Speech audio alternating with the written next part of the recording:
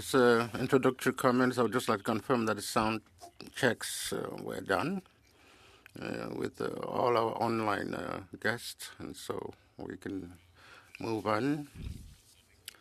We have had a satisfactory mark on that front, so I would also like to point out the presence of Madam Eiglard, who is replacing Mr. Backrack, who is replacing Ms. Collins, and I'd also like to welcome Mr. Calloway, who will be with us in replacement of Ms. Taylor Roy. So we are ready to go. Today we have two one-hour panels. And for the first panel, we have Mr. Yates, Interim Chief Executive Officer of the Atlantic First Nations Water Authority from the Canadian Environmental Law Association. We have Teresa McClanahan and Laura Tanguay is from the Rural Municipality of South Capel, number 157. We have by video conference Mr. George Peslary, who is a Reeve. All witnesses have 5 minutes to deliver the statements, the opening statements, and we will start with Mr. Yates for 5 minutes, please. Welcome, Mr. Yates. Good morning, Chair Scarpaleggia and members of the Standing Committee. Thank you for the opportunity to appear before you. My name is Carl Yates, and I bring greetings from the Wabanaki Territory, where we do our utmost to live out the treaties of peace and friendship for all our relations. I am appearing on behalf of the Atlantic First Nations Water Authority, where I recently completed my tenure as Chief Executive Officer. We have prepared a brief for the Standing Committee's benefit, and my understanding it is in for translation, and my opening remarks today will be excerpts from that statement. We're pleased that the federal government is reviewing its role in the protection and management of freshwater resources in Canada. It is a particularly good opportunity for the Atlantic First Nations Water Authority to express its views on stewardship of water resources now that it is fully operational and providing water and wastewater services to First Nations communities in Atlantic Canada. The AFNWA is the first of its kind in Canada as a full-service water and wastewater utility that is owned and operated by First Nations. Many of the topics to be studied by the Standing Committee are central to the sustainability of AFNWA. These themes are also embedded in the 10-year business plan developed and approved by AFNWA in 2022 with a vision to strengthen programs and approach to service delivery, all in the spirit of self-determination and reconciliation. It is in this context that we provide recommendations to the Standing Committee for consideration. I always want to start with governance, because many good things stem from good governance, and you all know that. I don't have to tell you that. The foundation, though, of AFNWA's success to date has been connected to governance. The AFNWA is a not-for-profit organization led by First Nations with a board comprised primarily of First Nations representatives who have carefully developed incorporation documents, a governance manual, and bylaws to guide their decision-making. The AFNWA Board of Directors is also supported by an Elders Advisory Lodge and 3 standing committees. The delegated policy, decision-making, and monitoring roles are clearly described in the terms of reference for the Lodge and each standing committee. Much of the governance work was carried out with the support of the Atlantic Policy Congress of First Nations Chiefs Secretariat with funding from the federal government. We encourage the federal government to build on the relationships established between First Nations and Indigenous Services Canada in their collective vision to have First Nations exert more direct control of freshwater resources for the betterment of the communities they serve, all in accordance, of course, with Section 7B of the Department of Indigenous Services Act. And speaking of acts, as the Standing Committee is aware, legislation is proposed to be introduced this fall to strengthen First Nations access to sustainable water and wastewater services. And of course, what we see before us is a proposal for an act respecting drinking water, wastewater, and related infrastructure on First Nations lands.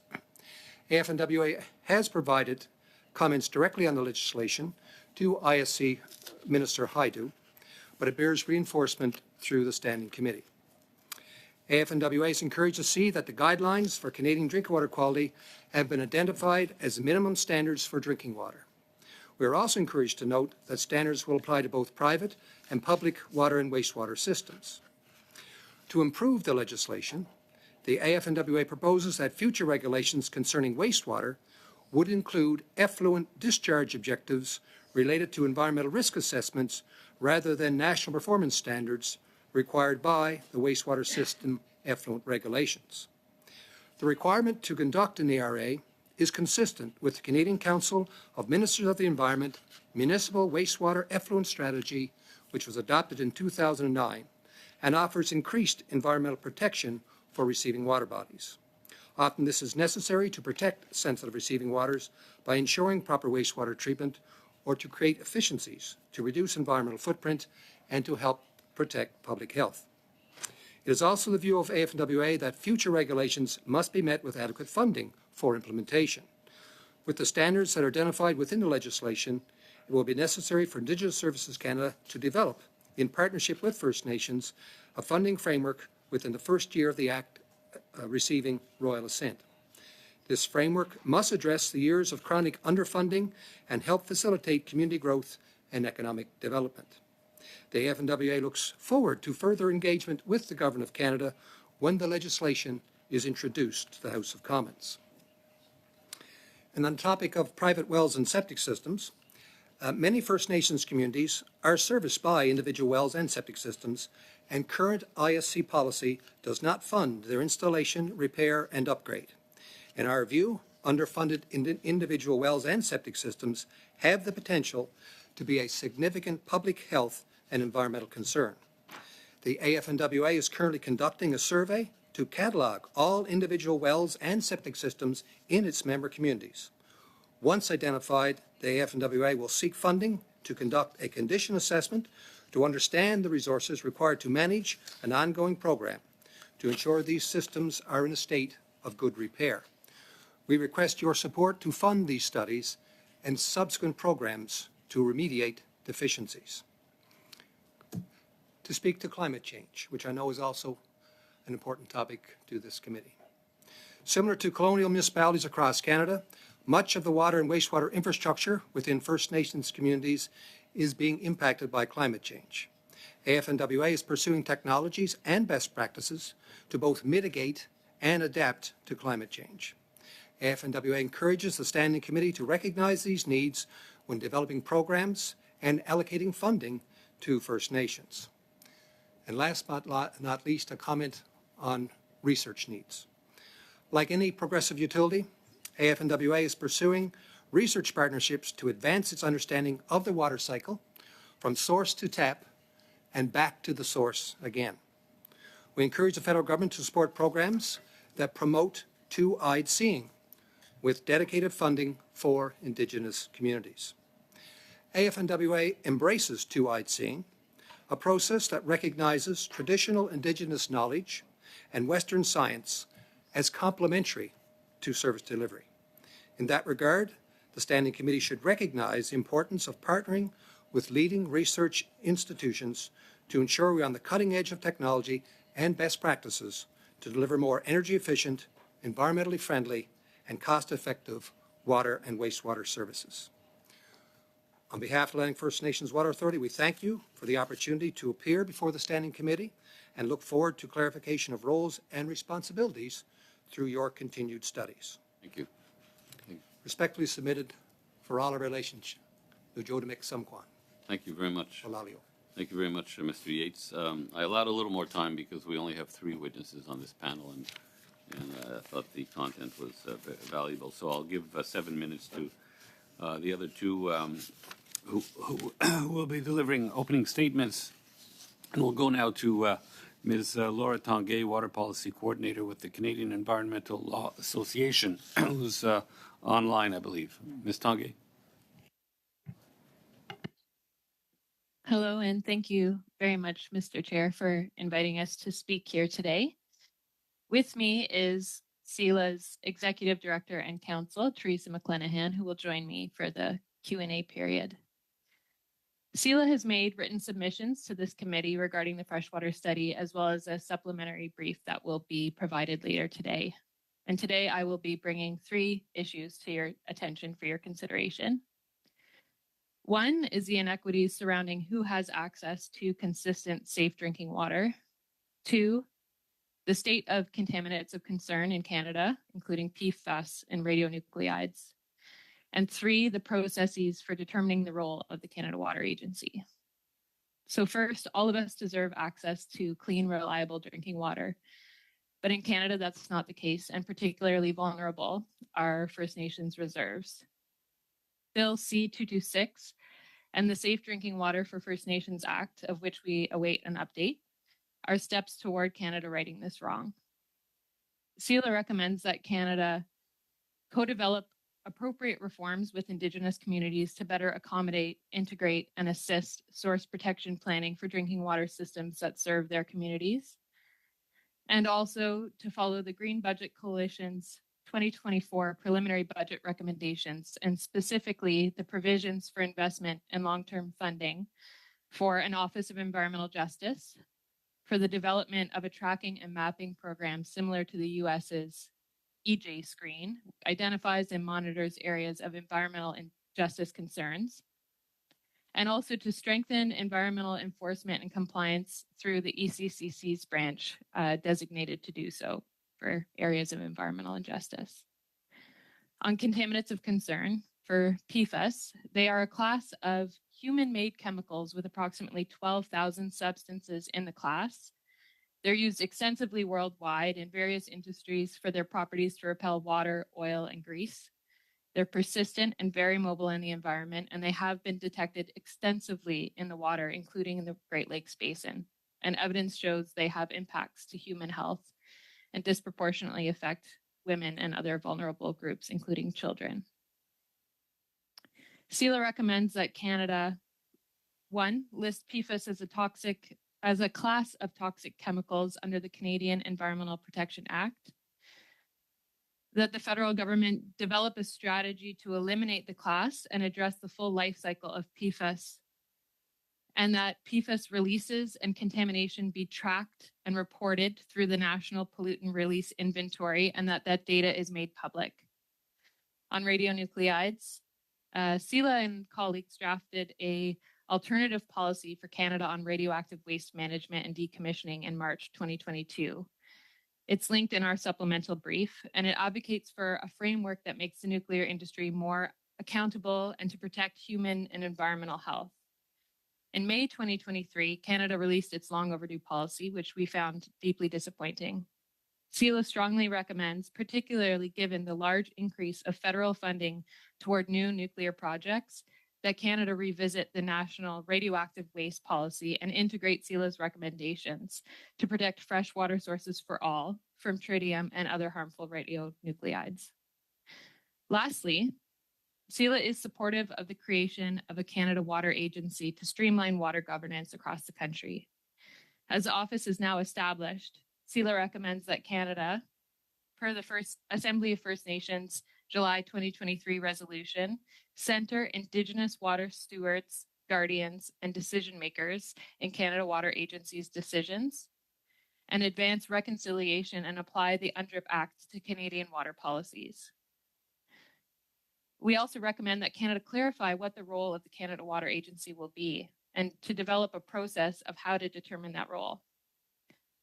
We advocate for a centralized data system for water governance to reduce duplication, promote knowledge sharing, improve baseline data sets and ecological and climatic predictions, to encourage watershed collaborations at a national scale with a focus on freshwater ecosystem restoration and opportunities for Indigenous conservation areas. And lastly, that the Canada Water Agency's mandate must include language on Great Lakes and vulnerable communities.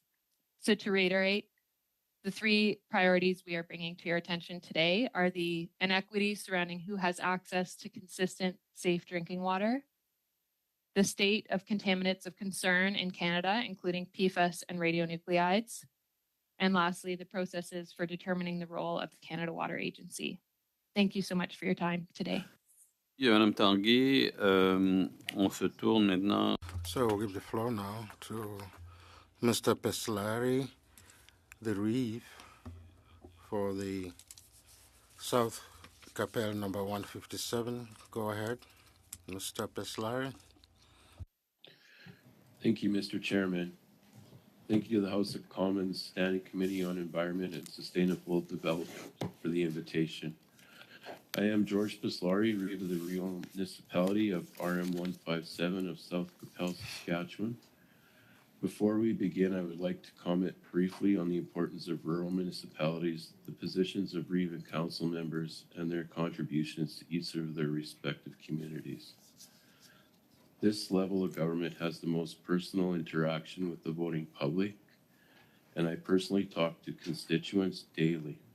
Investments in municipalities affect people at a personal level. This impacts their lives closer to home. As groups, we need to work more interdependently towards freshwater sustainability and get things done by influencing and coordinating with others. To get to my point today, and the reason I am addressing this committee, I need to voice the fact that a sustainable community does not dump wastewater into nearby waterways like creeks and coulees, which ends up in our lakes and rivers. The treated water released from a nearby town flows through a coulee onto private land and stays in ponds along the route to Echo Lake near Fort Qu'Appelle, Saskatchewan. This lake system is under the care of the federal government and thus their responsibility to address concerns. As of present, there are no set limits for dissolved solids and other contaminants in the water. See the link provided from the government of Saskatchewan. As mentioned in one of the published studies provided for committee, T. Bjornson and Associated Con Inc., they quote, "The most prevalent water quality challenge globally is eutrophication. Eutrophication is driven by nutrients being added to a freshwater system, which over time can lead to changes in the structure and functioning of these systems, and ultimately biodiversity loss.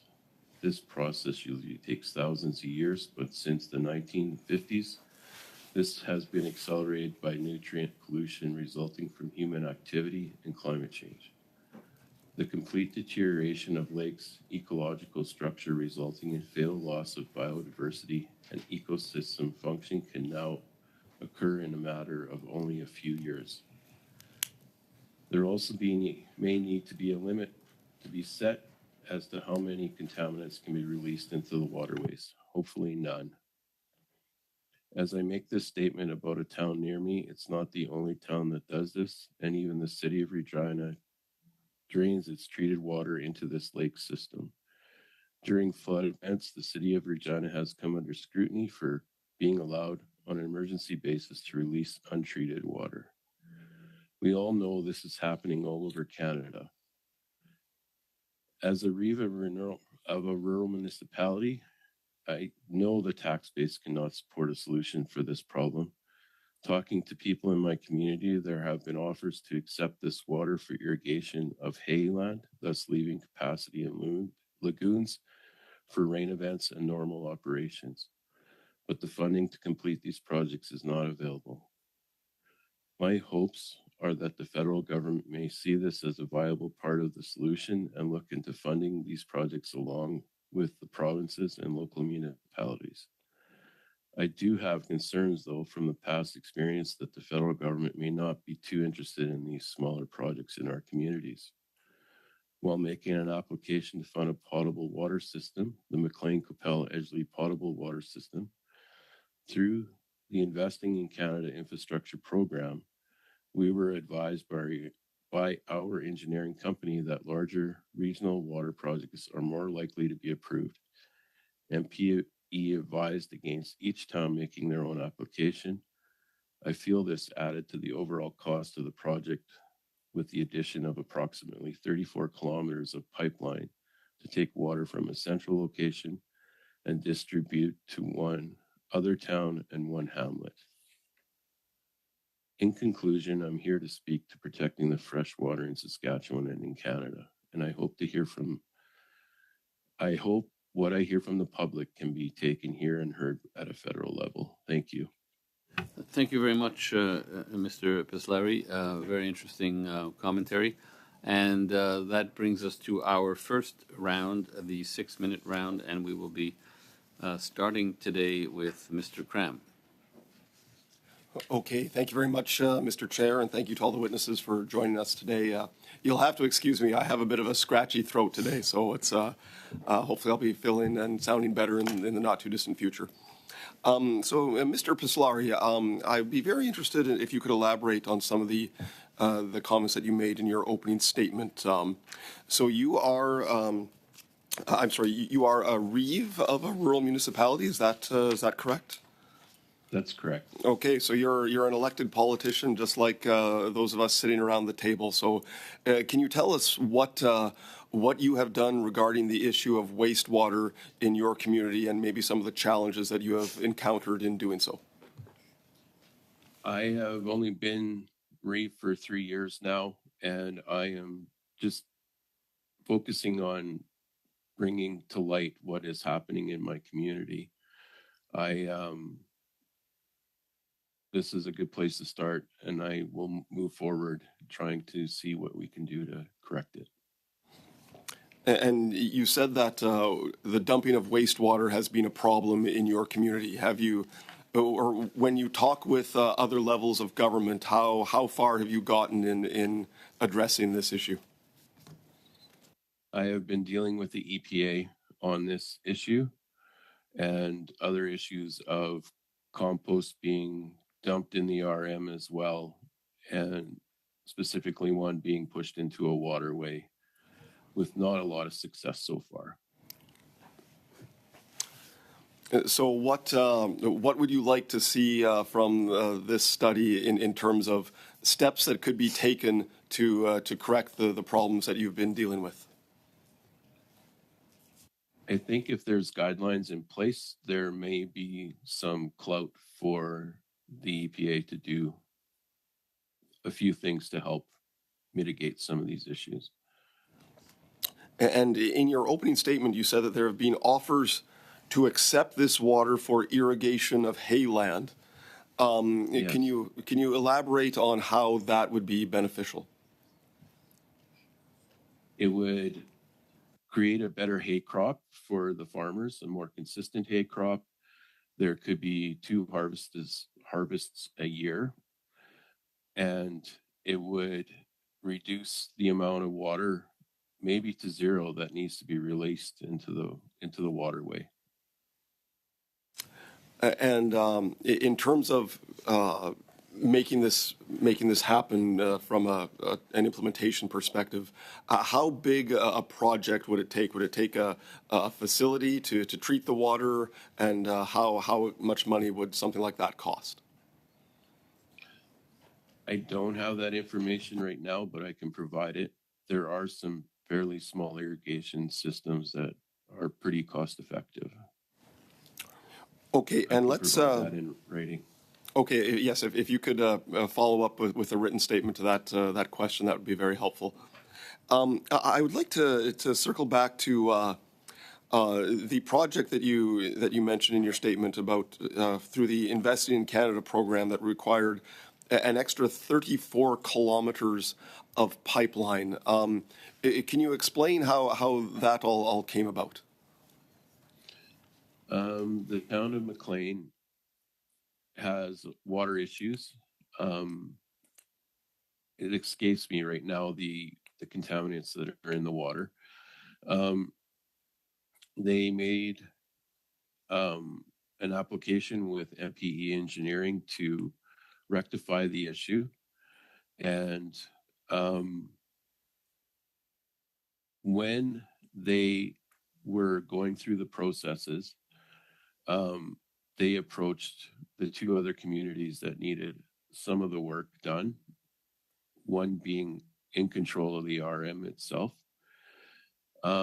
because they were worried that they wouldn't be approved if they weren't a regional water system. instead of each town doing their own treatment system. The cost of adding the piping, I don't have that with me right now, but it was quite a big part of the project. So, Mr. Pislari, I'd be curious to know, so why not just go with a smaller project for each town instead of pooling resources and having one big project? We were told that we wouldn't be approved, not likely approved at all.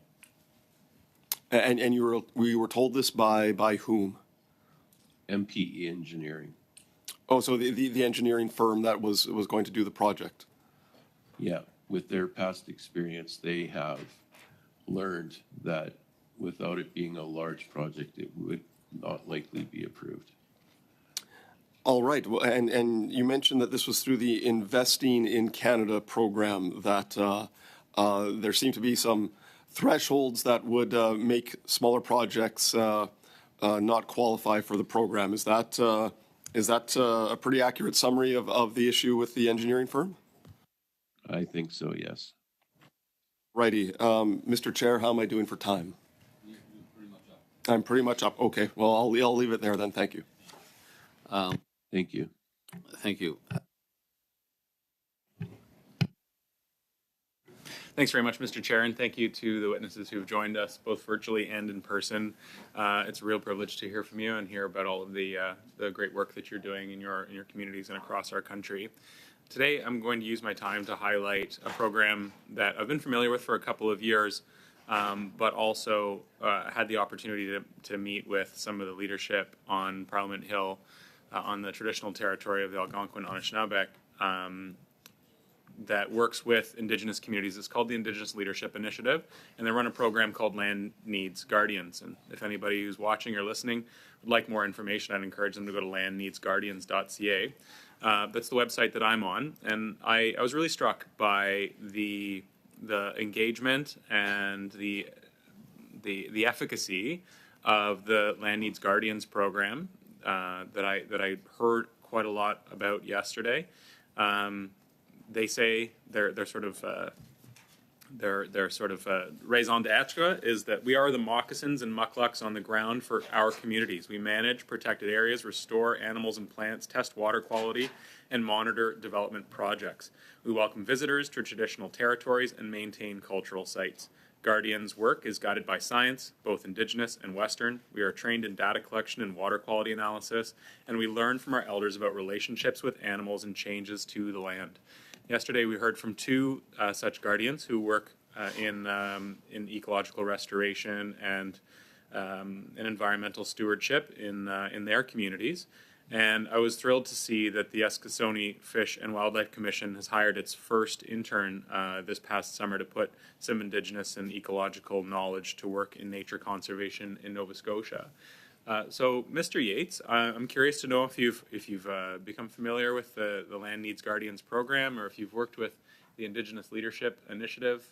My friend Valerie Courtois is one of the leaders in that group, and yesterday I committed to her that I'd be a more vocal spokesperson for their extraordinary work, and I thought today's meeting was a great opportunity for that. So given that the Land Needs Guardians program is active in Nova Scotia now with the Eskasoni First Nation, with the Mi'kmaq Nation, do you have any familiarity with the organization? And could you speak maybe a little bit about your experience and how the over 1,000 now Indigenous Guardians across the country are contributing to ecological restoration and environmental stewardship, particularly on the topic of today's meeting with respect to water quality?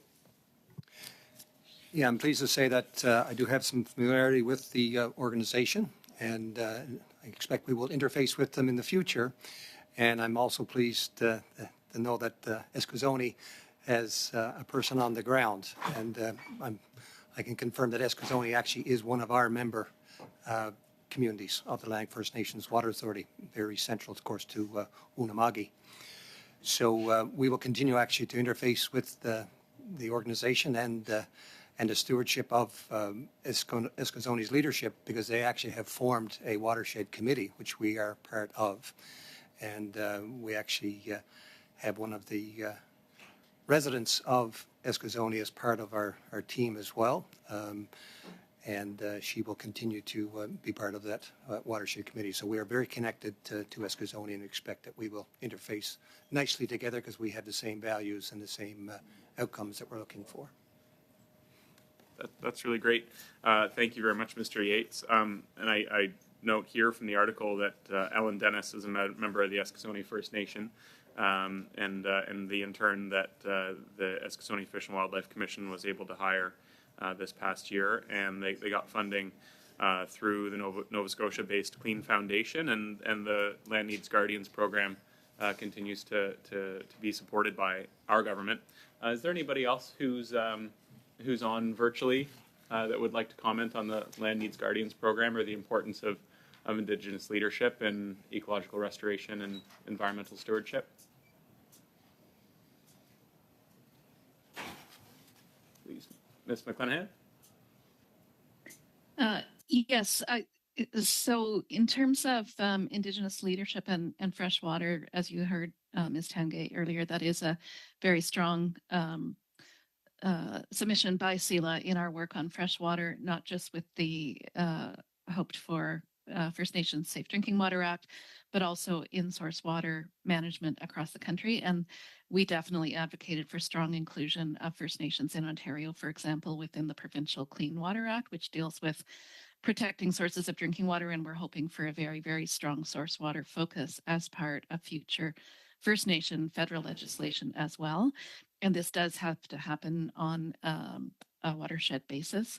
And we know from experience, this needs the inclusion of many, many, many sectors, and Indigenous leadership is absolutely key. We also did do a toolkit with one of our lawyers a few years ago with extensive involvement from some Ontario First Nations on the general concept of stewardship and guardian programs. And we have source water toolkits for First Nations in particular also available on our website. Thanks very much, Ms. McClenahan. Ms. Tangay, do you have anything to add? Any experience or familiarity with the Land Needs Guardians program? I'll second what Ms. McClenahan has to say about that. I think it's really important to center Indigenous decision-making with any type of land use proposition, and particularly when it comes to protecting freshwater sources, point source pollution, and non-point source pollution as well. So I'll point to the resources that were already mentioned there for Ms. McClenahan as well. Thanks, Mr. Chair. Thank you. Madame Posey. Madame Posey.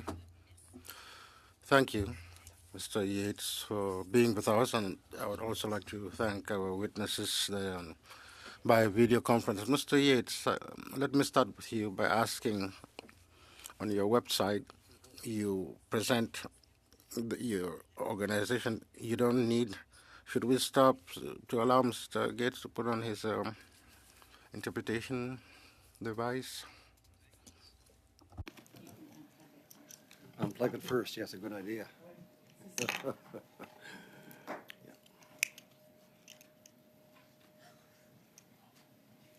There we go.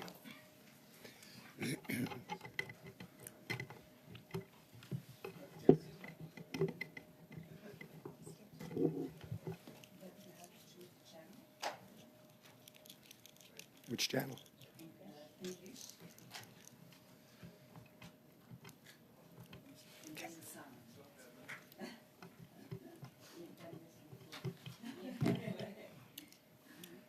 C'est bon? Now. C'est bon? Is it okay? Can you hear the interpreter? Can you hear the interpretation?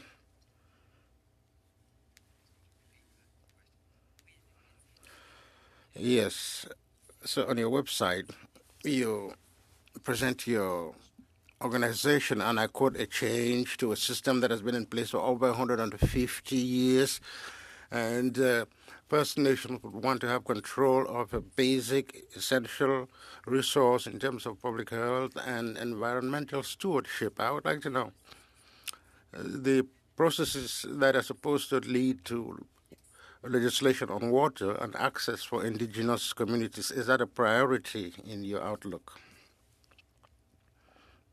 For the question, and certainly any regulations with regard to drinking water in First Nations will be central to the Atlantic First Nations Water Authority desire to have a sustainable approach. And as I mentioned in my remarks, and it's contained in our brief, we are keen to see both the Canadian Drinking Water Quality Guidelines standards adopted as the minimum for service to First Nations, and be that either central systems or individual wells and septic systems. And also mentioned very clearly that we would like to see wastewater effluent discharge tied very closely to environmental risk assessments to ensure that the receiving waters are well protected. And interesting enough to hear from our friend from the rural municipalities of Saskatchewan, that appears to be a common theme. And what we speak about there, of course, is going beyond the national performance standards, which focus on carbonaceous biological oxygen demand, total suspended solids, and residual chlorine. When you start to look at environmental risk assessments, you take into account, in particular, nutrient removal. So things like phosphates and nitrates. So that is a very important part of what we want to do. OK. Je vous arrête. Well, I'm stopping you only because I want to ask you another question. We know the government has to be guided by the Sustainable Development Goals, and there's one in number 6 where you say the federal government has to work in close collaboration with other stakeholders, municipalities, to achieve these goals. So I would come back to somewhat the same question. Have you reached adequate agreement on that? I'm asking this because we have other studies where First Nations people came and said there was no adequate consultation. Yes, they were consulted, but they were not really listened to. So as far as water management, do you feel that the government is listening to your concerns? And thank you for that question. I guess in the case of the Atlantic First Nations Water Authority, I can affirm that the government has been listening and collaborating well. This was a journey that has been started quite some time ago. I can even say it started since 2005. But in particular, it reached momentum in 2020 when we signed a framework agreement with Indigenous Services Canada, which at the time was under the auspices of Minister Mark Miller. I can say that that collaboration has continued through Minister Haidu and the staff of Indigenous Services Canada. So we did indeed collaborate quite well based on the framework agreement that we signed in 2020. So I actually think that the Atlantic First Nations Water Authority is a good model for how the government can continue to collaborate. And to use the water term in this regard, I believe, quite frankly, that this model could be a case of rinse and repeat, that we could do this in other areas of Canada, this collaboration approach. So I can say that we've had very good reception, certainly with senior staff of Indigenous Services Canada who continue to work with us, because we are still on a journey. This journey is not finished, and we hope that we will indeed be in a better place over time. Bon, mon autre question. Another question is for the Canadian Association for Environmental Law. We know you submitted a brief in 2021 to this committee summarizing the certain issues, especially relating to the legal framework, your priorities, putting in place measures to promote reconciliation with Indigenous peoples. You stressed that point, but there are other pieces of legislation circulating. But with the little time I have left, there was an act that was set aside. And you, as a lawyer, why didn't you maintain the legislative framework already in place and just making amendments rather than canceling it? There is somewhat of a legal void. There is no strong framework for supporting First Nations. I just want to hear what you have to say on that. That was, you're speaking, I presume, about the federal Safe Drinking Water for First Nations Act, which was repealed last year. And we did support its repeal. We opposed its adoption in the first place. We felt it was extremely poorly framed. it took governance and leadership away from First Nations. Excuse, j'ai pas That's de not the And it's not, sorry, oui, Yes. oui. Qu'est-ce qu'il y a? Lui, c'est Okay, qu'il y avait pas parfait. de traduction. Okay, please go ahead, yeah. Please go ahead, Ms. Uh, McClanahan. do you need me to say anything again? S'il vous plaît, oui. Oui. Yes, please. So yes, we did support the repeal of the Safe Drinking Water for First Nations Act. We opposed its adoption in the first place because we felt it was very ill-suited to the needs of First Nations communities. It took governance and leadership away from First Nations and provided the potential, for example, for third parties to take over systems without their consent and with very little participation by them in those decisions.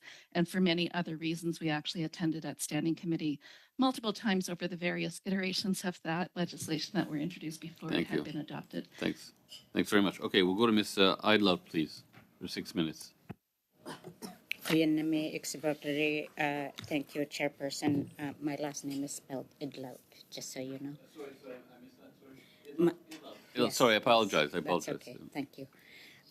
It's a pleasure to sit here with you in this committee on this important issue. I'll be asking my questions to Laura from the Canadian Environmental Law Association. Could you very briefly describe what the water infrastructure challenges are for First Nations communities as it currently stands?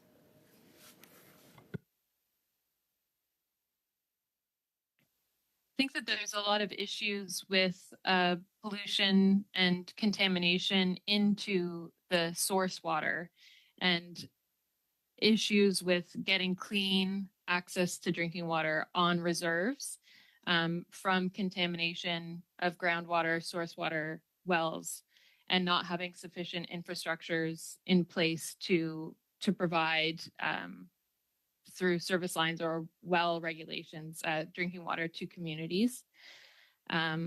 There are some communities, for example, in Northern Ontario who have had boil water advisories for over 27 years. And this isn't something that we find acceptable. And I think that there are regulations that can be put in place to mitigate some of these issues. I'd also like to defer to our Executive Director, Teresa McClenahan, if there's anything you'd like to add. Mm-hmm. Resourcing is key for nations to meet these challenges, and that has been an issue in the past. It has been an issue that's been addressed little by little over many years by many governments, and we do see the numbers of boil water advisories and drinking water advisories decreasing, absolutely. And certainly the approach, especially for Ontario, where we're most familiar with the 121 First Nations systems here, they took an approach to do the low-hanging fruit first, and that means now that the systems that remain a challenge are the ones with the biggest watershed or source water issues that they have to address. But, you know, even most recently in Northwest Ontario, we started to see some very long-standing issues addressed and some long-standing inequities addressed. But we do need a sustainable system going forward that includes First Nations governance and leadership and capacity. And it's not only building the systems, but it's making sure there's strong ongoing support for operating those systems as well.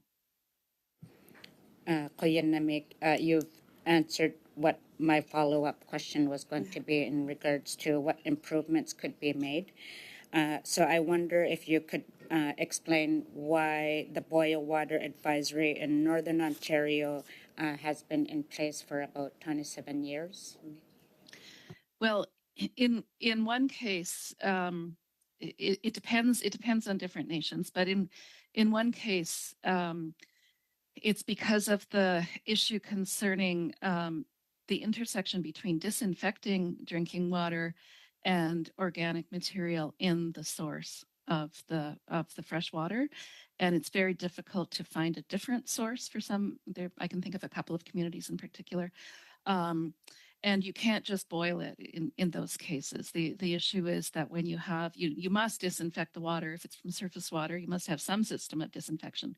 So then it becomes a question of, can we find a different method For disinfection, for example, instead of chlorination, perhaps there can be different technologies. Perhaps it's time to think about a filtration system.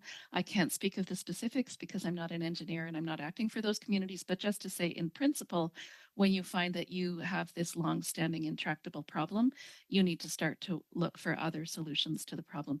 Sometimes, if I may quickly add, it's also a question of where the First Nations' own infrastructure is, and it may be that they need senior governments to think about helping them relocate, for example, the location of their lagoon or their wastewater system outflow or their intake or their landfill site. And some of those source water plans that we did with First Nations with grant funding noted those issues. For example, in some communities in Northern Ontario, that it's big capital dollars to change around so you don't have the outflow from the wastewater plant ahead of the intake, for example, or a wastewater a landfill site.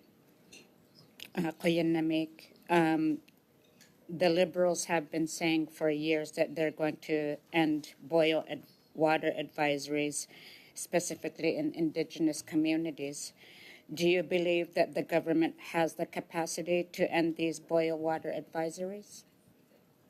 Yes, I think so. And I think, as I mentioned, that progress is being made. And the further down that road we go, of course, it's the more and more difficult situations to deal with. And we also know that dealing with systems in the north and in rural communities is by definition more expensive. You have to sometimes fly in a lot of the equipment and the people. You have to deal with, perhaps ground that doesn't thaw as soon as it does down here in balmy Paris, Ontario, where I live, and all kinds of challenges, but that doesn't mean we don't need to address them. What I would say is that I don't know whether this is true right now, but some of the past infrastructure funding programs, as a previous witness noted, have not provided adequate support for the small and rural and northern communities because sometimes they apply a population per capita benefit test, or sometimes they look at the overall expenditure in relation to the size of the system, and we really need to take a different approach so that the smaller systems are being helped as well. It's very interesting. Thank you for those questions and those answers. We did get started a little late. We have time for a reduced second round, so instead of 5 minutes, I'm reducing the time for the second round by 40%. So that's 3 minutes each. Madame Posé and Madame Idlaut will have 1.5 minutes. So we'll be able to get in the second round. Mr. Leslie, for 3 minutes. Thank you, Mr. Chair. I'll start with Mr. Pislori. I've met with many rural municipalities, towns, city councils since being elected, and water is often the key issue in the water and wastewater infrastructure, as well as storing water for overland flooding and for irrigation purposes. And infrastructure funding for these projects has seen a lack of federal support in many of their eyes, partly, as you mentioned, due to a forced need of collaboration between rural municipalities that might be at odds in their needs, but also the onerous nature of a lot of the project applications and the timelines in which these applications are approved. Often the project total cost is up 30% or more by the time the federal government actually comes through with the money. So is there any recommendations that you have for the federal government of how we can go about getting these projects completed with less work for municipalities who don't have the same level of capacities necessarily, as well as funding appropriately so that by the time shovels are in the ground to upgrade water and wastewater systems, that it's actually not putting undue burden on a level of government that doesn't have the same deficit capacities as the federal government? I can collaborate with the people who made the application, but I can say that it was at least 8 months of work with the engineer to provide the paperwork, and it took over a year to hear about the funding. And by then, there has been major changes in the cost of the project. It's going to be passed on to the people involved, as each person needs to contribute the difference in the cost for water being supplied to their house. I like what Teresa said, that things cannot be tied to the amount of people in the community. It needs to just be fair for all.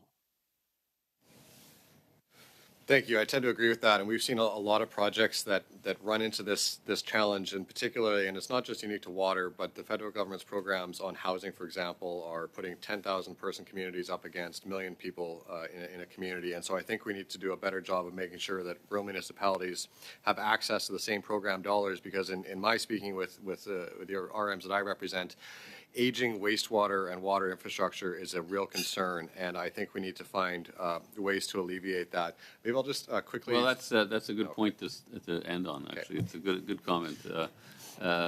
Sincerely, I mean that. Madame Châtel, pour 3 minutes, s'il vous plaît. Oui, merci. Alors, Yes, thank you. I have a question in relation to the consultations with our indigenous communities as far as water quality. My question is for Ms. Tanguay. You're talking about contaminants and radionuclides in the water, and you have 5 principles or proposals that should be applied by our government. As you know, our community in my riding, the Anishinaabe community, has made some interventions concerning the management of nuclear waste at Chalk River. So, could you speak to us about these 5 important recommendations?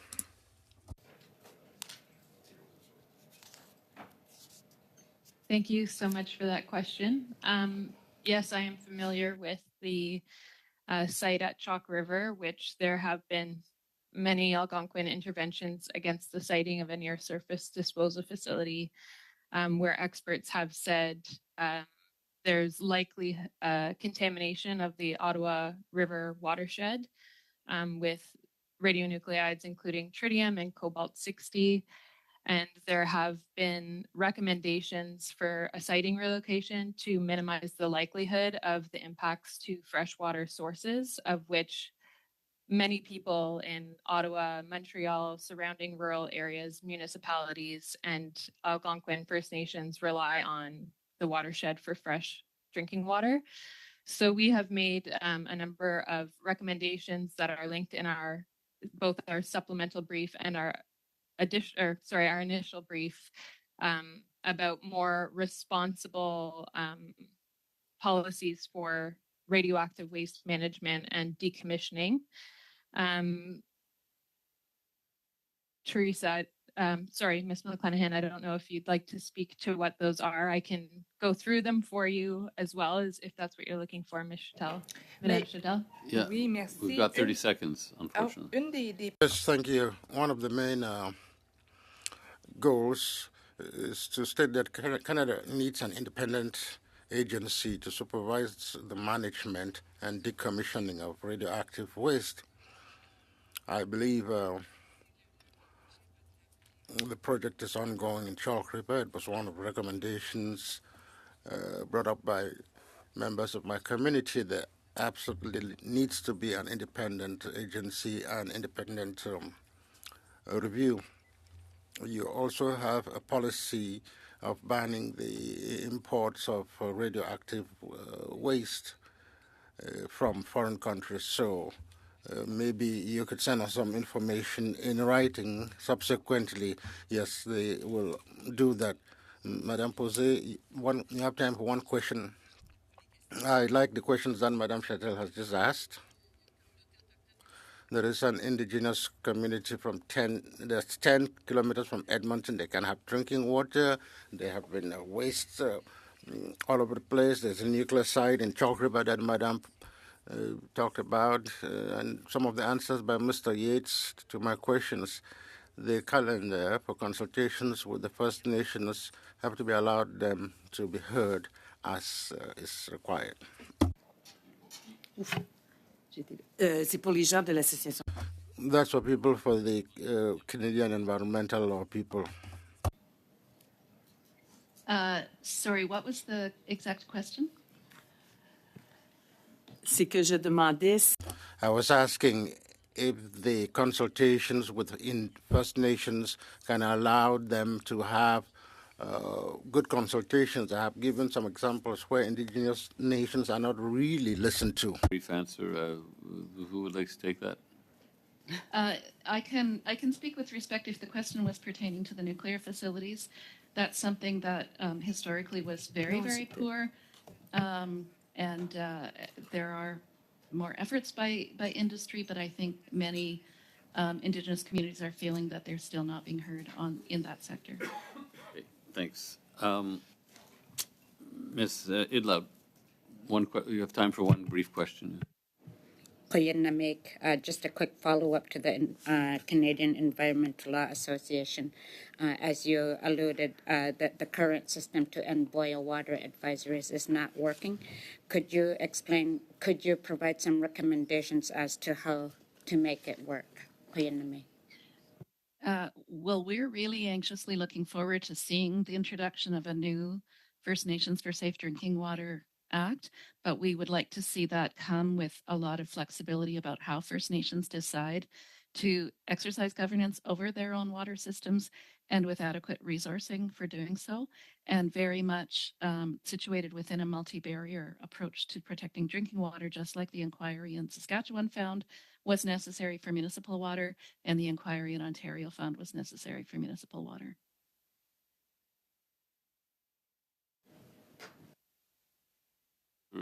No, there isn't time for an answer really, but if you have a comment you'd like to put on the record. Just for your testimony.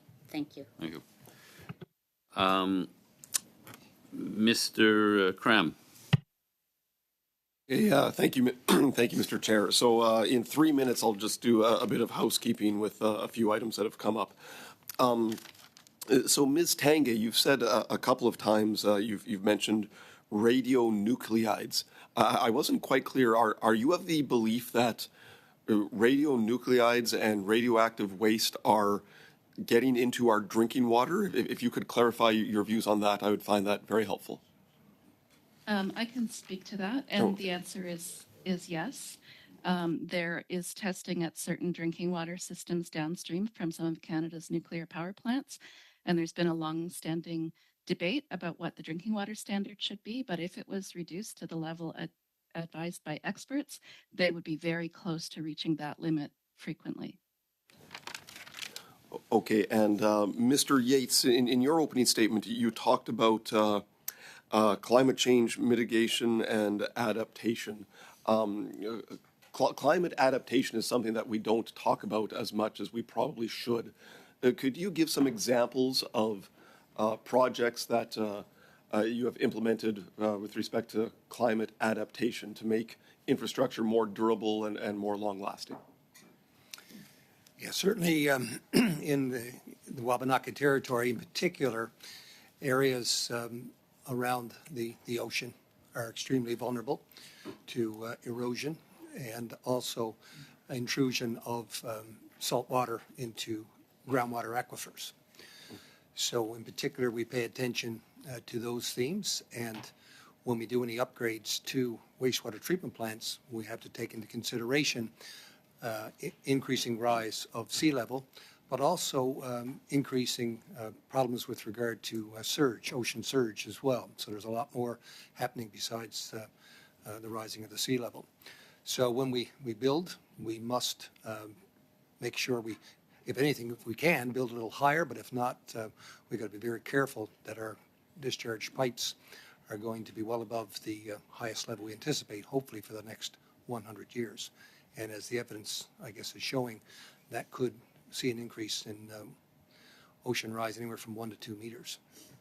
And maybe I'll finish with Mr. Yates. I've never met anyone who enjoys filling out federal government forms and applying for federal government programs, but you seem to have had more success than most. Can you offer the committee some advice about what what we can do to streamline processes and eliminate barriers to make the application process more efficient. In a 15-second crash course. Okay, well, certainly the Atlantic First Nations Water Authority has, I guess, done well, and perhaps there's a case history in that. I encourage folks to read our 10-year business plan, which is on our website. You can get a lot of good information there, but in essence, we took a long-term view. So that's what's very different. And also, I can say that we had good governance to start. Perfect. So once we put our governance in place, we were in a good place. Mr. Longfield, For how long, Mr. Chair? 3 minutes. Okay, thank you. I'll focus with my questions then with Mr. Bislari. And it is very interesting to see how we can reach municipalities to support them. We used to have a program where we partnered with the federal government and municipalities called the PFRA that was dissolved under the previous government in 2013 and turned back to the provinces. We have some partnerships through the ag partnership agreements, and what we're talking about, tree planting to take phosphorus, nitrogen, potassium out of the water that's going towards holding ponds or lakes or rivers, streams. That might help with the problem that you're indicating where you've got some contaminated ponds.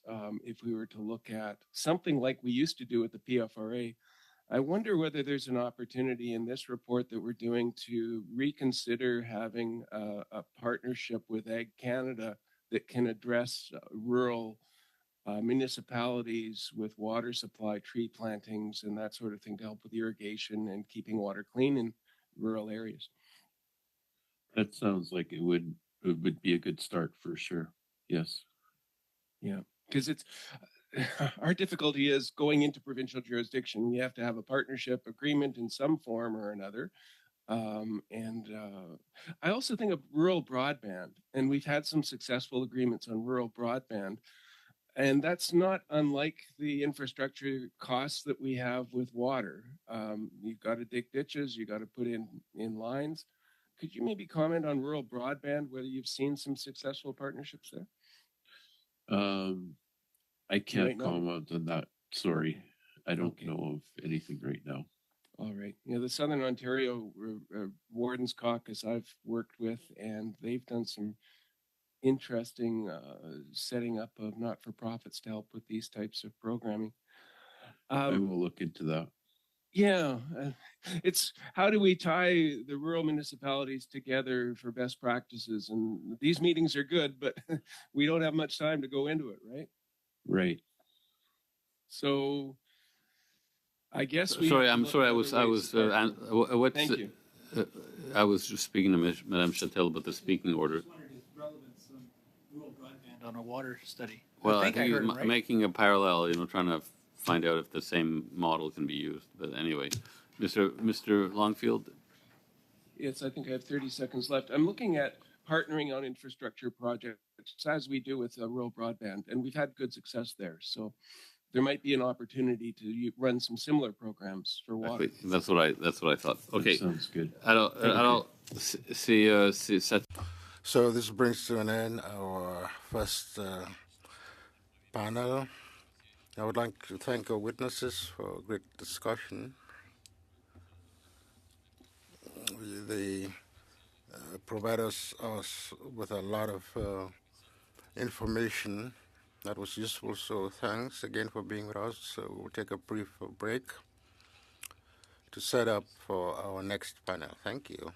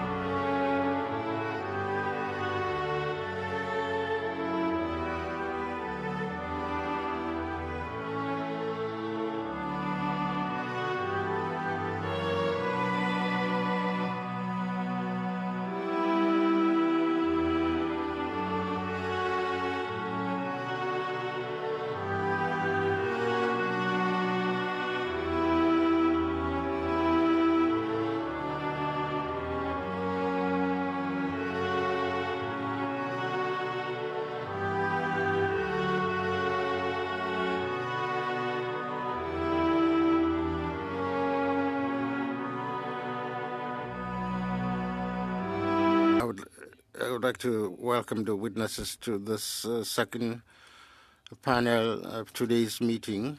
The witnesses online have taken part in a sound check. We have 4 witnesses. I would ask each witness to not go beyond 5 minutes. So we will start with Professor Barbeau, who's online. Go ahead, Professor. Thank you, Chair.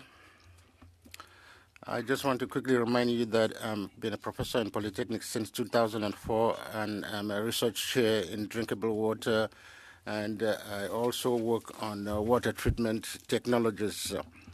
I have worked with about 60 municipalities across Canada, and so it's on that basis that I'd like to share some of my perspectives on the major issues related to wastewater management in Canada. When I started in the 80s, or 90s rather, in the Montreal Polytechnic, a water treatment project was meeting the standards, having a project that was as cheap as possible.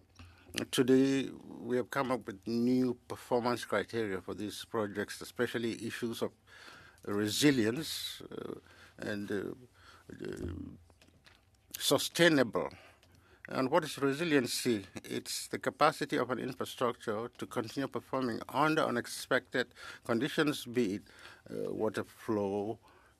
That's what resilience is. Sustainability is about issues that go beyond just cost. Other issues such as social acceptability, is it durable across many years? One of the major paradoxes in my work is that to remove pollution from waters, I have to pollute, use chemical products. So I have to look into all the secondary impacts related to that. Today, it's difficult to meet all these goals. There are too many restrictions in the system. And I would like to quickly discuss some of the issues related to climate change and also some of the new contaminants. As far as climate change, it's an issue that I know you have heard about. Some of the extreme weather conditions are quite frequent. What you may not know is that we know historically that when you have these extreme weather conditions, there is a risk of epidemics related to drinking water. Those risks are higher. And historically, when you look at water infrastructure in the past, we have focused on the past and not enough on the future. I think in Canada we must look at the criteria, taking into account past data, but also having a view towards the future. In Canada, we have issues of drought and floods. In Quebec, we have 500,000 lakes, and we have municipalities that still can have access to water. This past summer, we've had major forest fires, and there will obviously be an impact on surface water and the flow of nutrients will be affected and so on. So another issue we heard about this morning was the major challenge related to micropollutants, the fluorides we've heard about in the media. There was a recommendation for a new threshold for a concentration of perfluorides in our water. The industry was really shaken, and it is not easy to eliminate these contaminants from water. The existing infrastructure for handling wastewater and they have a hard time eliminating this perfluorides. So there is a major issue before us. Do we face this problem right now by improving the treatments for wastewater or working on drinking water, do both at the same time, and taking into account all the related costs? Unfortunately, the bad news I have this morning is to say that significant investments that are taking place in Canada right now to improve wastewater treatments. These investments don't look into issues related to emerging micro pollutants. We have not acted quickly enough in Canada, and there is a lot to do on other issues, such as eliminating nutrients. Thank you. Thank you, Professor Barbeau. Water and Wastewater Association, you have 5 minutes, please. Good afternoon, Mr. Chair and committee members. Thank you for inviting us here today. My name is Robert Holler. I'm the Executive Director of the Canadian Water and Wastewater Association. We are the national voice of the municipal water sector. With me here today is Mr. Haran Sandanayake, the chair of our Climate Change Committee. He's a perfect example of my membership, which is a professional utility water leader who has dedicated his career to ensuring safe drinking water to his customers and then collecting that water back and releasing it to the environment to ensure we protect the health and economy of every community. Water and wastewater is the most critical service we provide to every community. You can't have hospitals, grocery stores, factories, or homes without that water. Traditionally, our realm has been within an engineering circle. We take the pipe, we pipe it from the river or lake. We get it to a treatment plant, make sure it's safe to drink. We get it to your home safely. We collect it when you're done and you flush it. We take it back to a plant. We take out the biosolids. We treat the liquids and we put it back to the environment. But more and more, we're looking at a larger picture here because we have to look outside of our cycle at our source water, both for quantity as far as drought and as far as quality, things like algal blooms that are concerning all of us.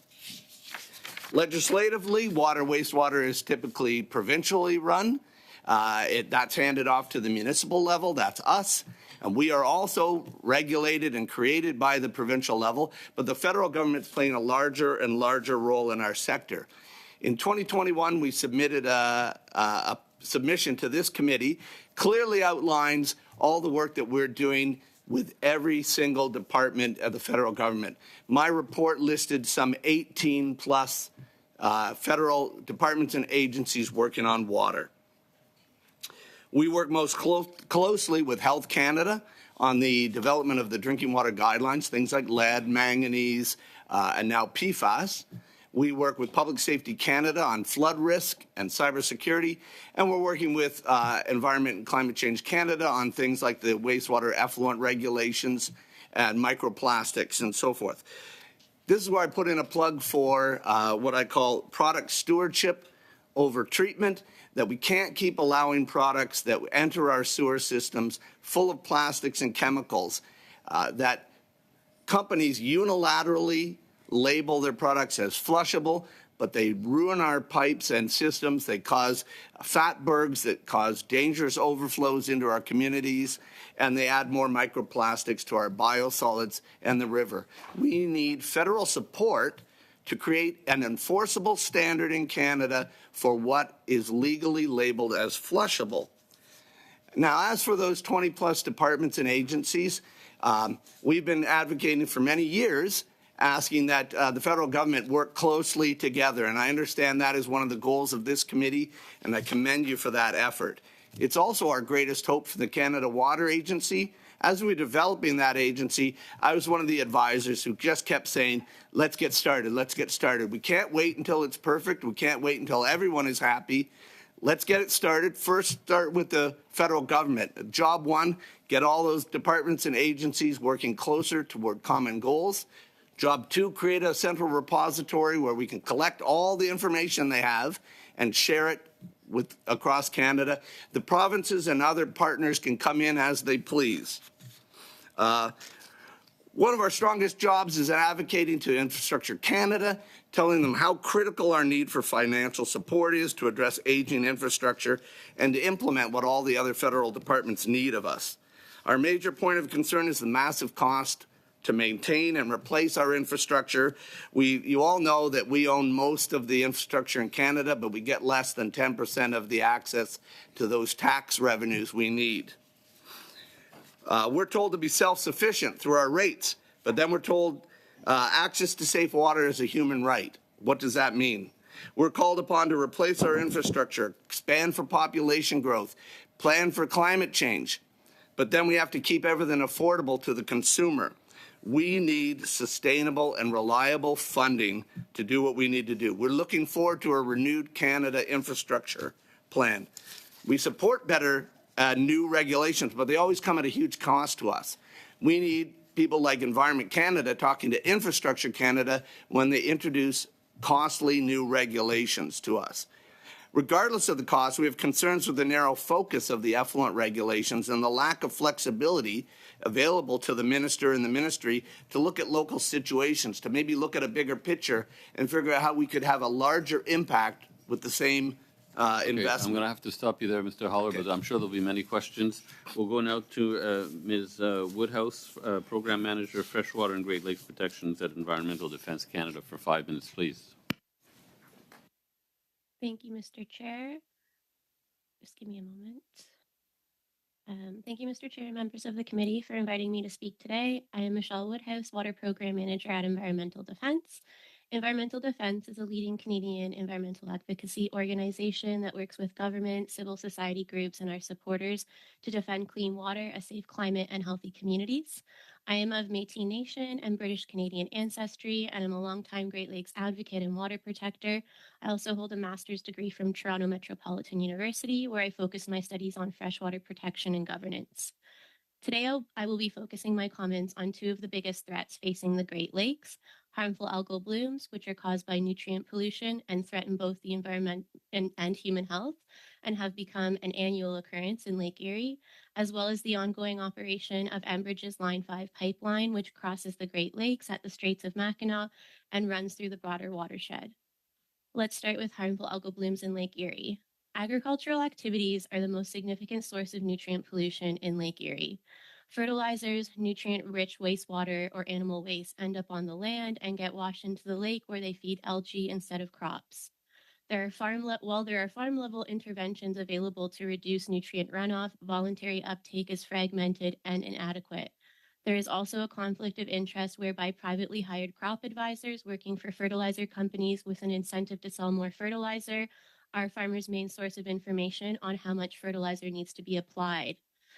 To address the threat posed by algae blooms in Lake Erie and other freshwater bodies across the country, we are recommending that the federal government work with the provinces to fund independent, certified agronomists and soil testing experts to reduce over-application of fertilizers on agricultural lands. Second, conduct publicly available studies on fertilizer use and disposal within large greenhouse operations and for commodity crops such as corn, soy, and winter wheat. Fund direct subsidies and crop insurance to support farmers as they transition to new lower input growing practices, which may require some trial and error to get that right. And increase funding to farms for cost sharing programs that support the implementation of best management practices. This combination of research and federally funded programming has the potential to significantly reduce nutrient pollution and help restore our fresh waters.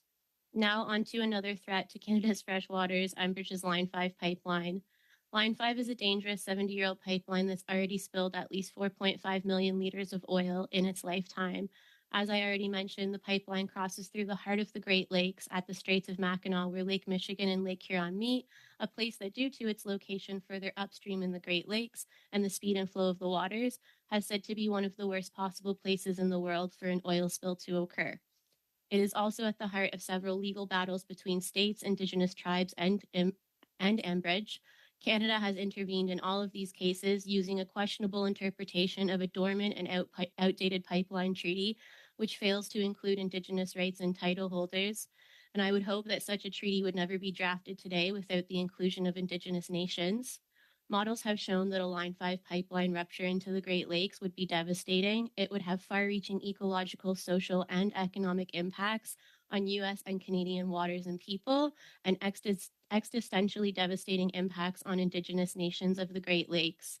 The risk of a spill is not imagined. The pipeline's already spilled 29 times.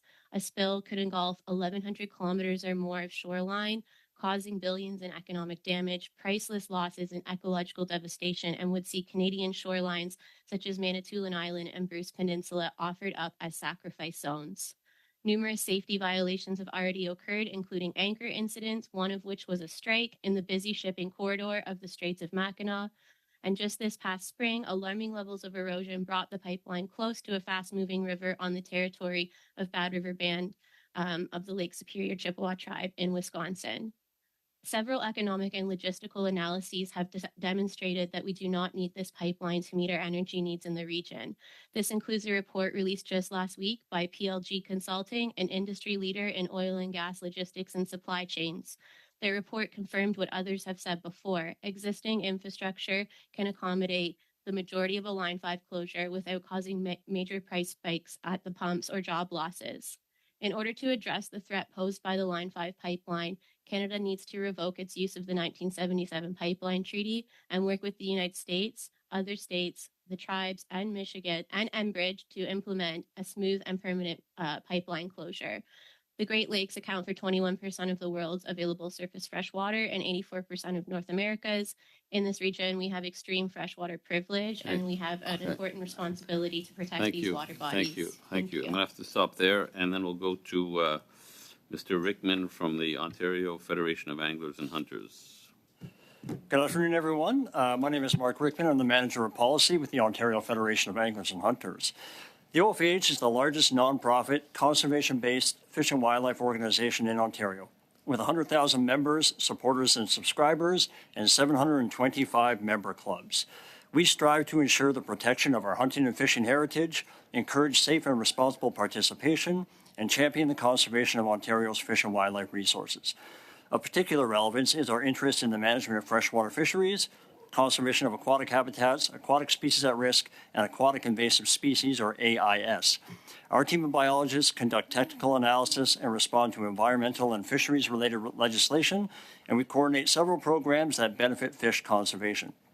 For example, for more than 30 years, Ontario's Invading Species Awareness Program has been a leader in engaging with Ontarians on aquatic invasive species, addressing key pathways contributing to introductions and spread, and facilitating monitoring and early detection initiatives.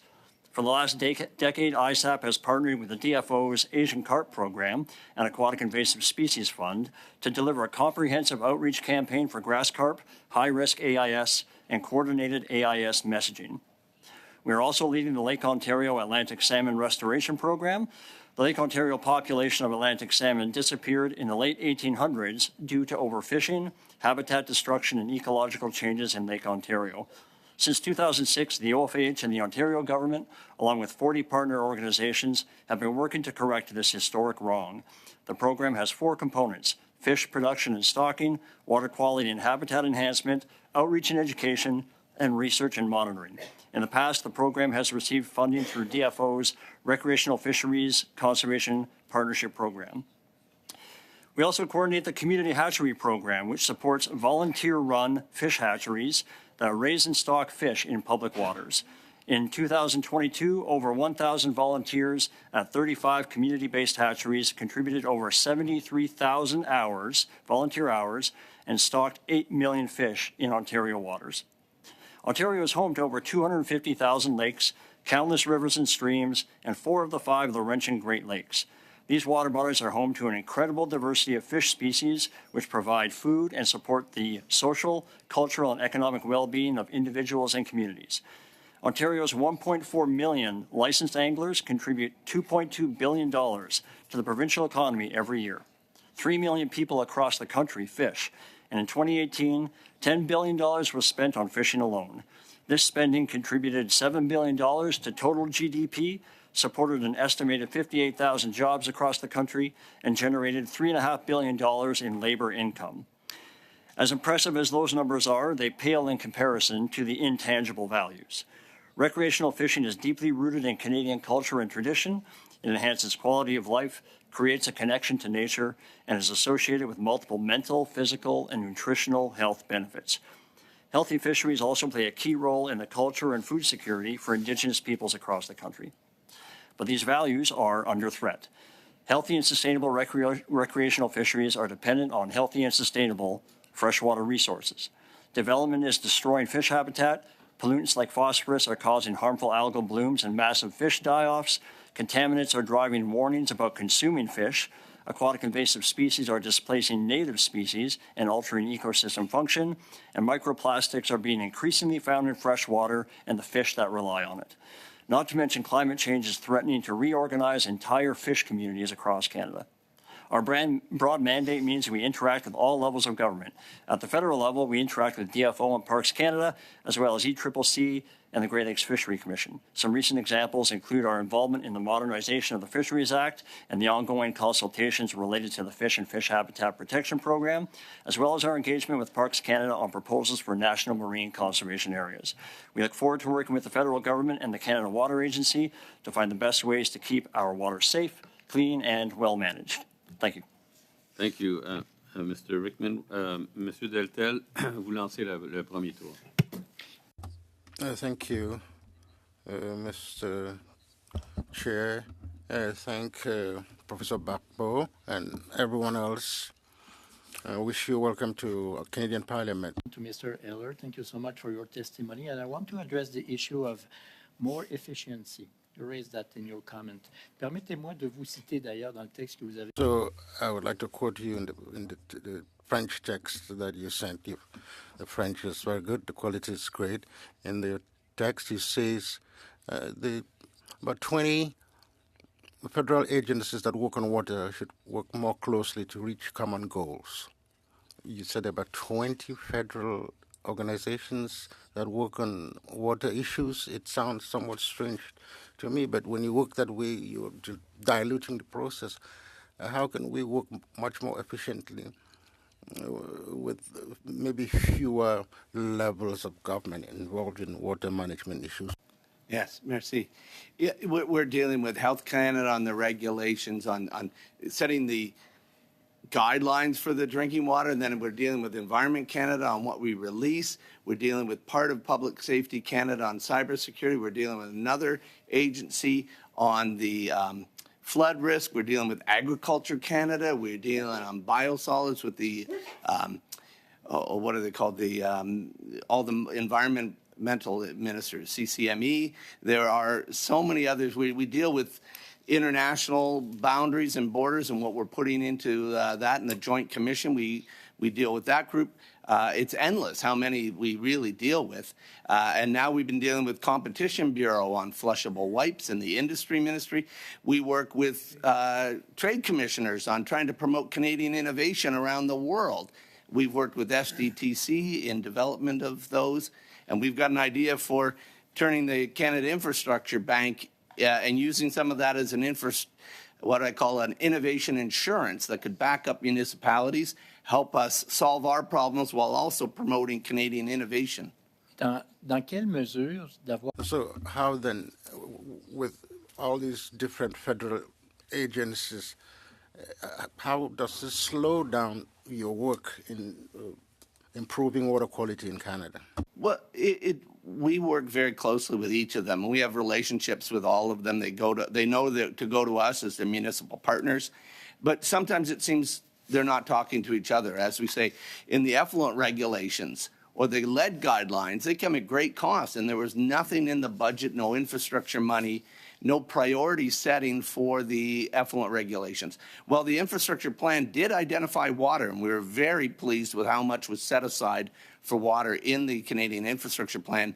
There was nothing specific to say, if you're trying to meet those federal regulations, you can go to this fund and you move to the front of the line. When we introduced lead, that came at cost, and we were trying to work with Health Canada and Infrastructure Canada on the funding, but there are so many other things that the federal government could have done. We've been asking for a parliamentary secretary for water or some other body. We're hoping to see that come out of the Canada Water Agency, getting those groups talking together through a federal body that can get them all talking to each other. To be more efficient? Yes. Less paperwork, less red tape, less gatekeeper? It's not about the paperwork as much as the impact that one has and the other has and the other has. And if they're not talking to each other, they don't know the accumulative impact on a community. And then at the end of the day, there's no financing set aside to help us implement that. I've been to so many meetings and roundtables with experts from the federal government, provincial government, academics deciding what municipalities should do, but rarely is the municipality there to say how much this is going to cost. Well, there are really savings that can be made by improving communications amongst ourselves and eliminating all these different layers when we should be working closer together. Earlier in your testimony, just near the end, I would like to quote Mr. Barbeau. You said, "We're against the fact that the minister is unable to adapt to the new situations arising in specific regions." Can you give us an example of such where the minister cannot intervene because there are too many layers? Well, I think sometimes there's not enough flexibility written into some of the legislation. I'll take the effluent regulations, and I know Mr. Carl Yates just left. 30 years he led the Halifax Water, and they have a situation where they need to meet regulations by 2030 with an outlet pipe of what they're releasing into the harbor. But the many millions that they're going to spend will only have a small impact versus if they spent that same amount of money on combined sewer overflows or agricultural flows, they could have a far bigger impact in Halifax. But right now, it's one size fits all. Everyone meets the same criteria, no matter what the cost and no matter what the impact, we have to hit that target. And the impact for that investment could be very small versus working with the conservation authorities or the public works departments to have a far bigger impact with the same investment. You have time for a brief comment. Yes, I will only say there's a lot of work to do to improve efficiency when it comes to protecting water. It's great to have all these nice speeches, but we must act. If we have to consult 20 different groups, that slows down everything. And another thing, we require much more flexibility so the minister can really intervene instead of having a wall-to-wall attitude from ocean to ocean. We must bring up all the different aspects of our regions. Mr. Kelly, I think you're online. Mr. Callowell. Mr. Kellaway? No?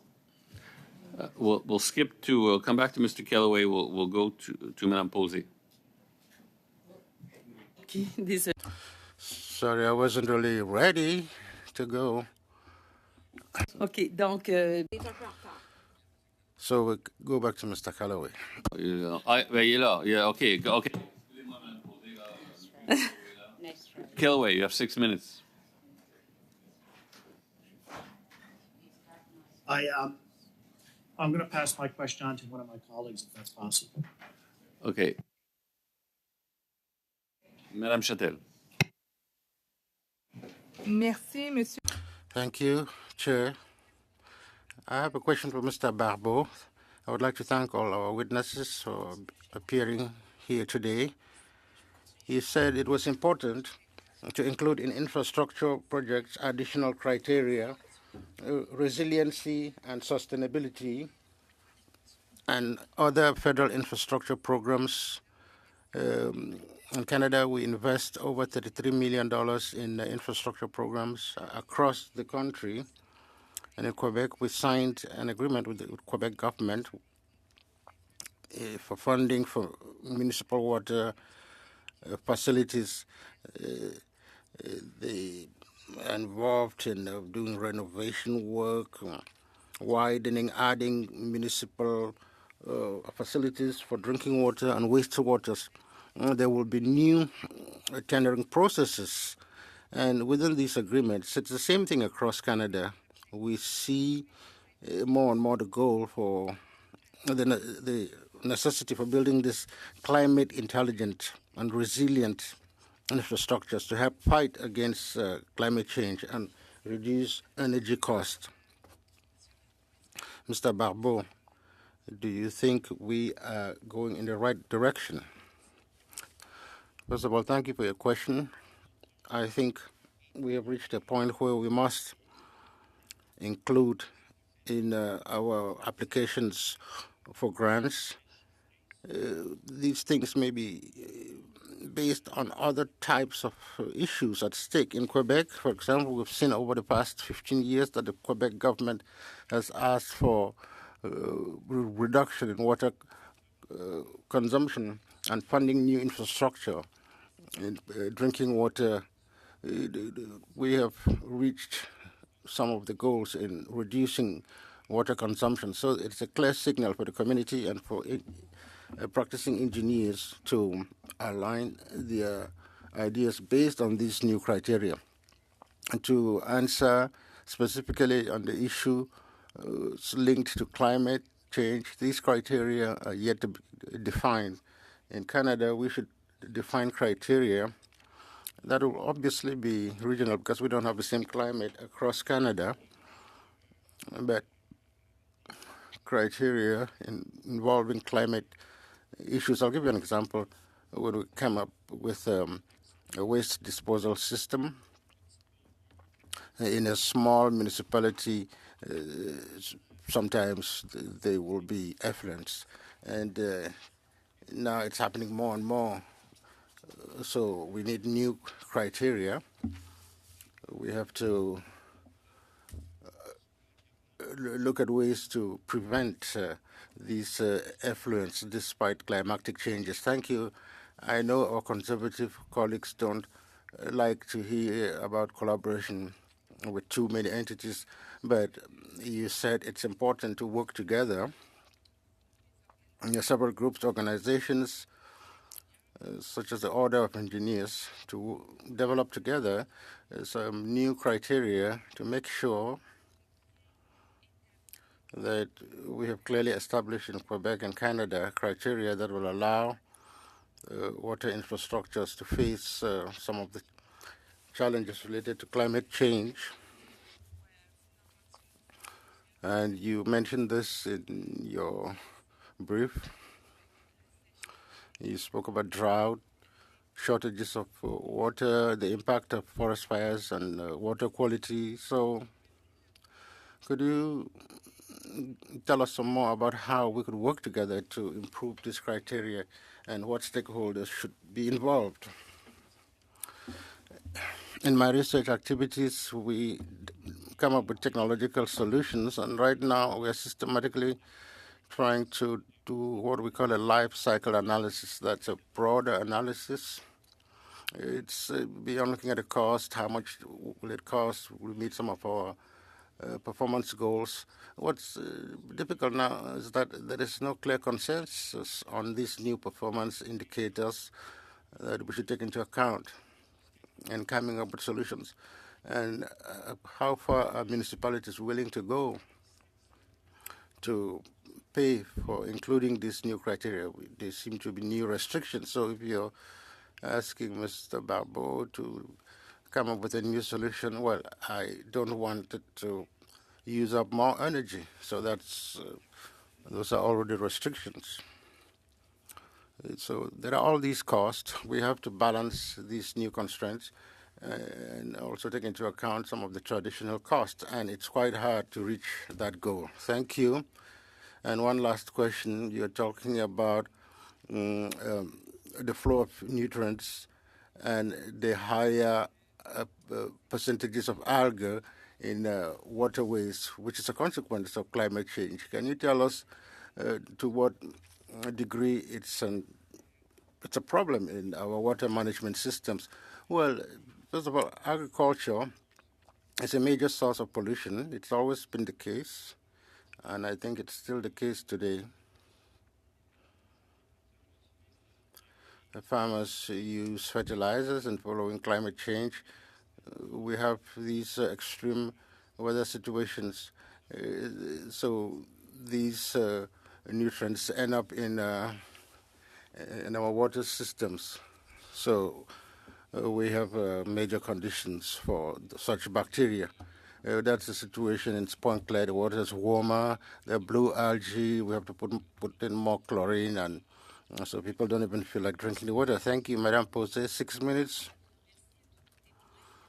Thank all our witnesses. Thank you, Mr. Barbeau, for being here. You were invited so we can hear a more technical and scientific perspective on the issue of wastewater. At the end of your speech, you spoke about contaminants, the PFAS. You said it was a danger in terms of drinking water. In 2020, when the Canadian government published its notice on the prevention plans for pollution concerning triclosan, so you're allowing these prevention plans to the industry. Mr. Ehlers said earlier that often manufacturers decide unilaterally on so many different issues. So I've heard that the minister in New York, New Jersey have come up with regulatory objectives. The situation on contaminants in Canadian waters, is it comparable to what we see in the United States? The good news is that the situation in Canada is not quite as serious as in the U.S. In terms of this perfluorides. Canada wasn't a producer of these perfluoroalkyls. I haven't seen this. The new regulation, we are talking about 67 million Americans that will be impacted by the new regulation. So these are significant costs. Does it mean everything is going well in Canada? We can ignore these problems? No, unfortunately, the entire Great Lakes system is impacted. St. Lawrence River, there is very high concentrations of PFAS under the proposed standards, the current standards, but we know these figures should be lower and ultimately will have to be reduced. So currently in the St. Lawrence River, things are not very smooth in relation to the proposed standards, and if we ever consider treating the St. Lawrence River, there's 45% of the Quebec population that's impacted, and we could even go to the Great Lakes, the impacts. Should Canada follow the regulations that are enforced in the United States? That's a good question. The American regulatory approach is quite different compared to Canada. In the United States, the regulatory approach has to be science-based, and they exclude what we might call the precautionary principle. So if there is a standard in place in the U.S., there's been a cost-benefit analysis, and it's been ascertained that it's been ascertained that there's a benefit for Canadian society. Recently, Health Canada came up with a different proposal. It's more based on the precautionary principle, and since science is always evolving, it's hard to say which is the better approach. Health Canada's approach is quite clearly explained. We have 6 cities that are affected by these PFAS, and if you look at the U.S.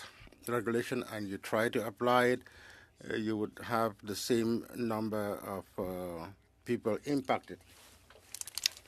So there will be consequences. As far as the documents that the library prepared for us, there is this approach about different barriers. So action upstream. So we say it's based on checking the compliance. So what about these two approaches? What do you say? I share this idea. It's, in addition, the multiple layer approach was developed in the 90s. If you look at a regulation on drinking water, it's up one parasite by 100,000 meters of water. It's harder to show that in a library. So we've taken a different approach. We are looking at the risk based on the water quality at the factories. Then we put barriers that are aimed to reduce the risk. So it's a risk analysis approach, and then there are measures for water quality. So how many jurisdictions around the world use this method in ensuring compliance? The Netherlands, Australia. So this multiple layer approach was endorsed by the World Health Organization. So there is a lot of consensus around that. Mr. Baba, thank you. Do I still have a few seconds, 30 seconds? I'd like to come back to you, Mr. Howler. In your introduction, you were saying basically that the industry cannot self-regulate because when they do so, there is a lot of laxities. We require a standard. Could you just add some more on that? One we've worked on the most is on flushable wipes and any products that are flushed and labeled flushable. Today, my phone is flushable, this plate is flushable. I can put that term on anything because there's no legal definition. We made a charge, along with our friends at the Friends of the Earth, we put a complaint to the Competition Bureau that they were improperly labeled and false advertising. Unfortunately, that after 2 years, it was rejected, saying there's just too many standards. And there aren't. There are only two. There's one that the industry made up themselves, and there's one that the wastewater professionals around the world created with the International Water Services Flushability Standard. Thank you. And we're trying to get that. Yeah, we'll have to stop there. Ms. Idlo. Mr. Chair, with apologies, I've returned to your esteemed committee. Well, and thank you for joining us, Ms. Idlout, and your questions. And Mr. Bachrach, welcome back.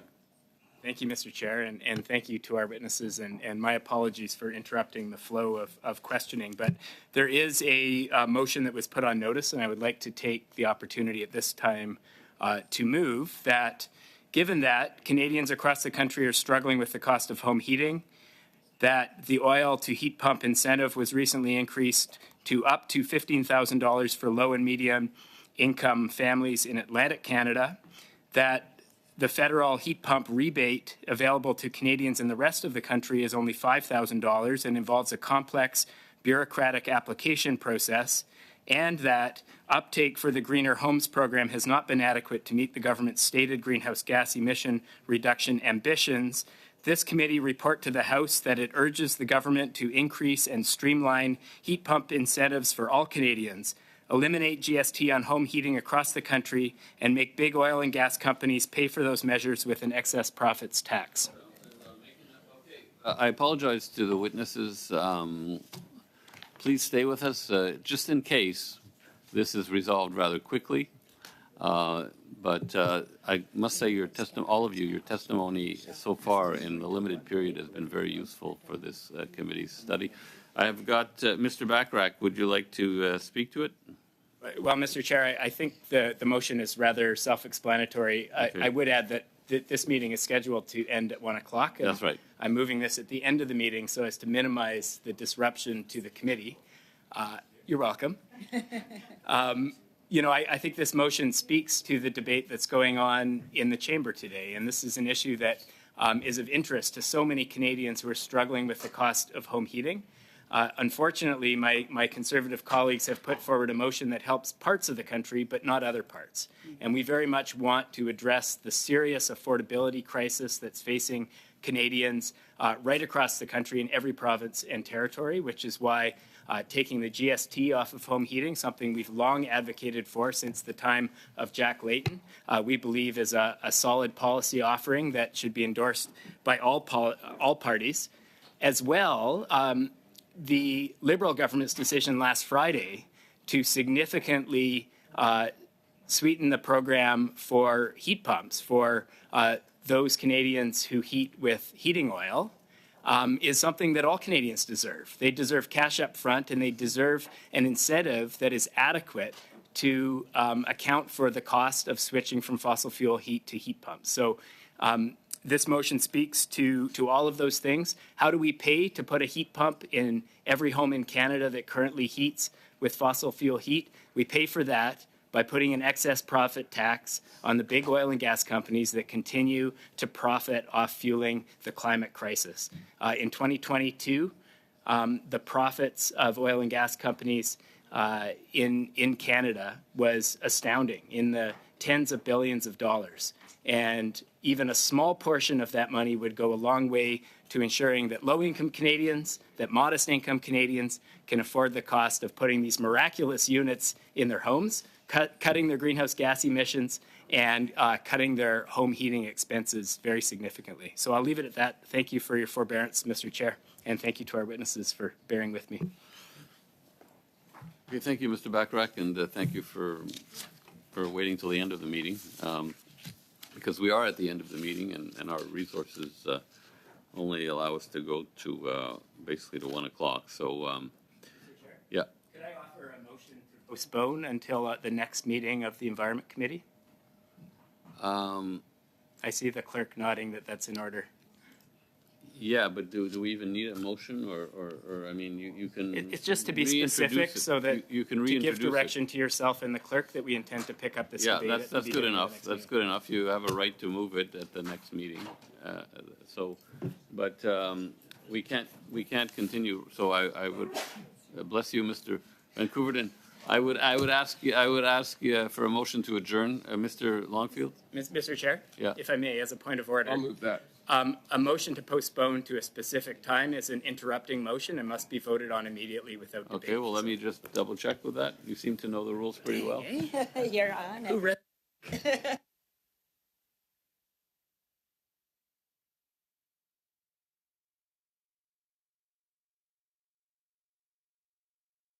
Okay, that's a dilatory motion. Let's vote. Donc, nous devons voter sur cette motion. La motion de reprendre à la prochaine réunion pour débattre de la motion de M. Bachrach.